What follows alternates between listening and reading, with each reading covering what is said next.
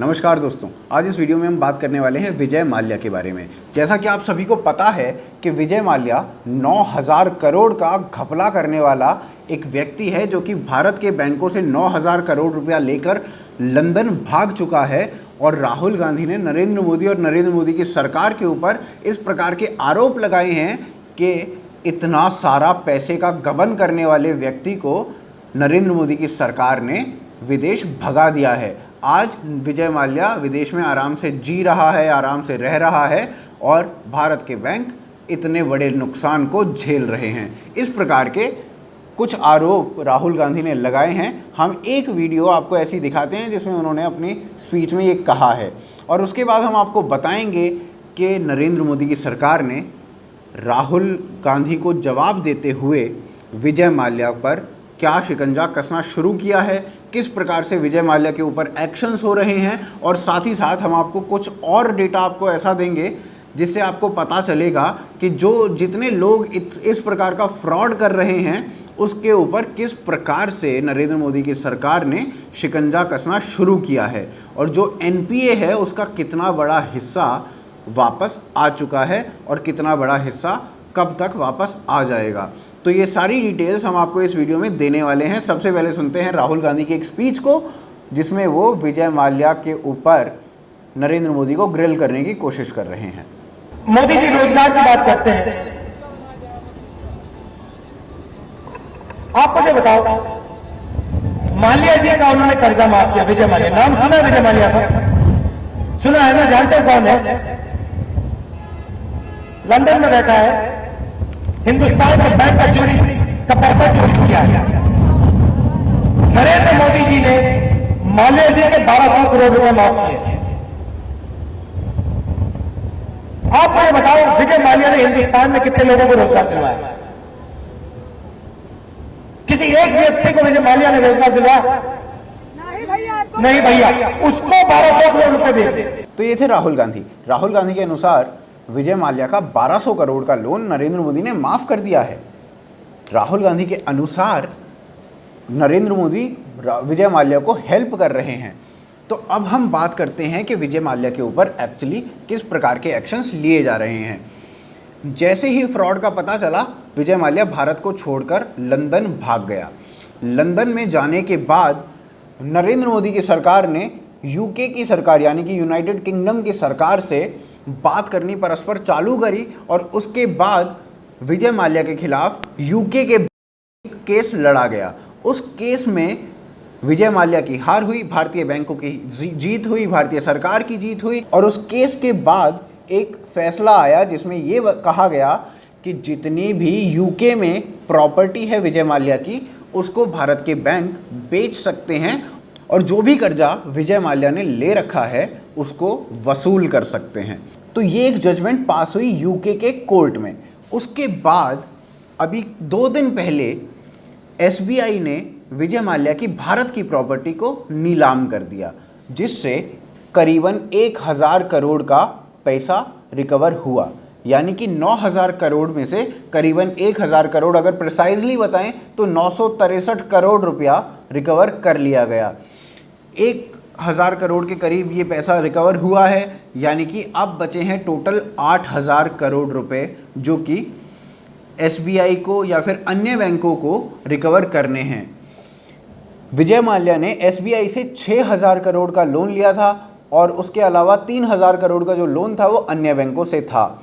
अब यूके की जो प्रॉपर्टी है विजय माल्या की वो करीबन 1.145 बिलियन पाउंड्स की है, यानी कि 1.145 बिलियन पाउंड्स की, जिसका अगर हम रुपए में कन्वर्जन करें तो वो आता है करीबन 10,500 करोड़ रुपए। यानी कि यूके में जो विजय माल्या की प्रॉपर्टी है वो 10,500 करोड़ रुपए के लगभग है और बचा हुआ जो अमाउंट है वो है करीबन 8000 करोड़ रुपए का। और जैसा कि आप जानते हैं, हमने आपको बताया कि यूके के जज ने इस बात की अनुमति दे दी है कि भारत के जो बैंक हैं वो विजय माल्या की यूके की प्रॉपर्टी को बेचकर अपना कर्जा वसूल कर सकते हैं। तो 10,500 करोड़ की उस प्रॉपर्टी में से 8000 करोड़ वसूल करना शायद बहुत मुश्किल बात नहीं होगी। तो जितना लोन विजय माल्या ने लिया था उतना लोन भारत की सरकार विजय माल्या से वसूल कर लेगी। शायद हो सकता है थोड़ा बहुत ज़्यादा ही वसूल कर ले। उसके साथ साथ विजय माल्या ने अभी एक लेटर भी लिखा था जिसमें उन्होंने अपना पक्ष रखने की कोशिश की थी और उसमें उन्होंने प्लीड करते हुए ये कहा था कि मैंने जितना पैसा लोन स्वरूप लिया है उस सभी पैसे को मैं चुका दूंगा। लेकिन शायद भारत की सरकार विजय माल्या पर इस बार भरोसा नहीं करना चाहती और वो इस तरीके से यानी कि विजय माल्या की प्रॉपर्टी को बेचकर ही अपना पैसा वसूल कर लेगी, जो कि इंडिया में उन्होंने कर लिया है। करीबन 963 करोड़ रुपए उन्होंने वसूल कर लिए हैं। अब अगला स्टेप होगा यूके का, यूके की प्रॉपर्टी को बेचा जाएगा। तो उसके बाद हम बात करते हैं भारत के ऊपर एनपीए की, यानी कि नॉन परफॉर्मिंग एसेट की। तो नॉन परफॉर्मिंग एसेट जो भारत के ऊपर हैं वो हैं 8,41,000 करोड़ रुपए के। और इसमें से अगर हम बात करें कि जितना रिकवर हुआ है उसकी, तो इंसॉल्वेंसी एंड बैंक्रप्सी कोड के आने के बाद 2100 कंपनियों ने 2100 कंपनीज ने करीबन 83,000 करोड़ रुपए का जो उनके ऊपर बैड डेट था वो चुका दिया है।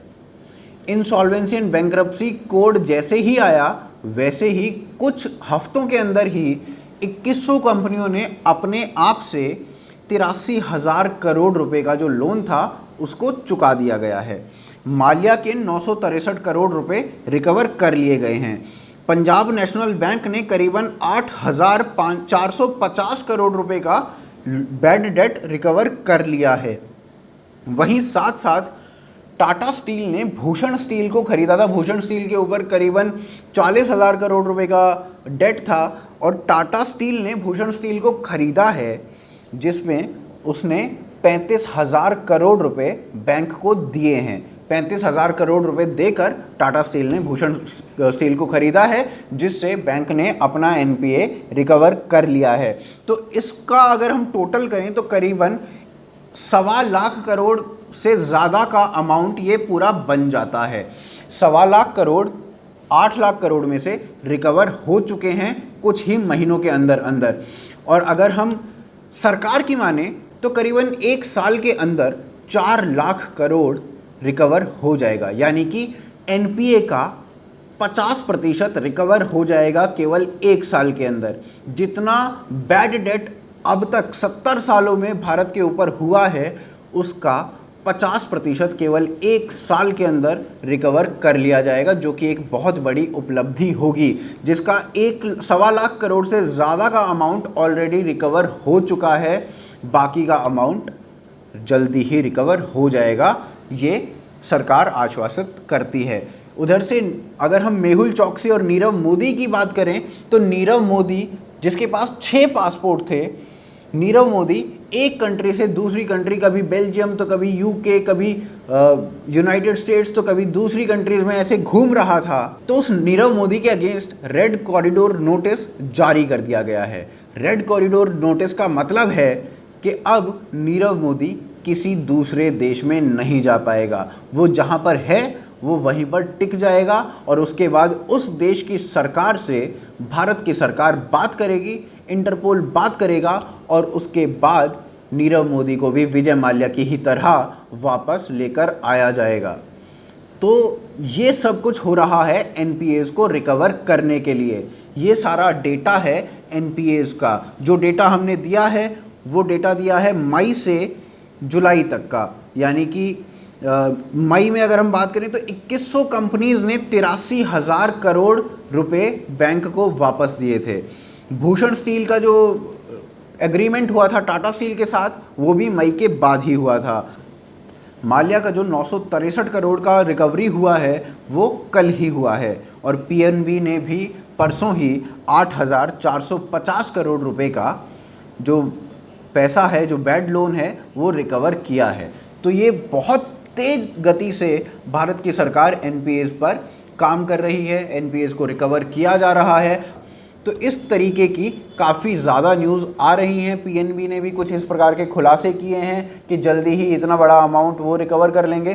तो ऐसे खुलासे काफ़ी हो रहे हैं और भारत की सरकार एनपीएस के ऊपर काफ़ी गतिशील तरीके से आगे बढ़ रही है। उम्मीद करते हैं आपको हमारी ये न्यूज़ पसंद आई होगी, आपको हमारी ये रिपोर्टिंग पसंद आई होगी। आप इस वीडियो को ज़्यादा से ज़्यादा शेयर करेंगे और लोगों को एनलाइटन करेंगे इस बारे में कि किस प्रकार से भारत की सरकार एनपीएस के ऊपर काम कर रही है। उम्मीद ये भी है कि आप इस वीडियो को ज़्यादा से ज़्यादा लाइक करेंगे और अपने कमेंट्स ज़रूर इस वीडियो के नीचे लिखेंगे ताकि हमें पता चल सके आपको ये वीडियो कैसी लगी। आप देख रहे हैं आज की ताज़ा खबर। जय हिंद, जय भारत।